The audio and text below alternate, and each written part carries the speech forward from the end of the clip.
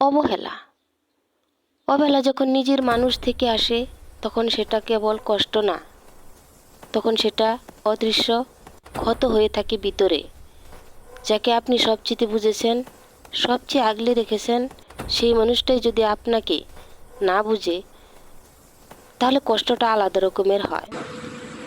মানুষ ভুল করতে পারে, কিন্তু কেউ যদি বুঝতে চেষ্টা না করে, বরং আপনার ভুল খুঁজতেই ব্যস্ত থাকে, তাহলে সেটা ভালোবাসা নয়, সেটা ক্লান্তি।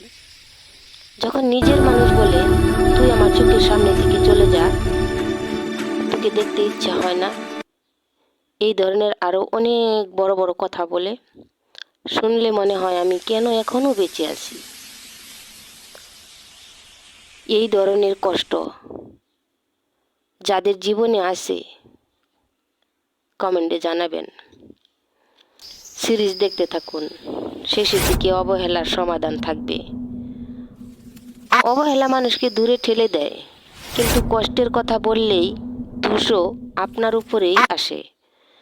যার কাছে আপনার কষ্ট বলার কথা, তার কাছে বলতে পারছেন না।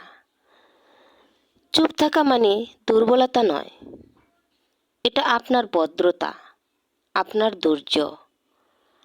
আপনি সম্পর্ক বাঁচিয়ে রাখতে চান বলেই এটা আপনার মন ভালো থাকার পরিচয়। ভালোবাসা থাকলে দূরে ঠেলে দেয় না। কেউ যদি আপনাকে সত্যিই মূল্য দিত, সে আপনাকে আঘাত দিয়ে, অপমান করে দূরে ঠেলে দিত না। ভালোবাসা মানে পাশে থাকা। নিজের মূল্য হারিয়ে ফেলবেন না।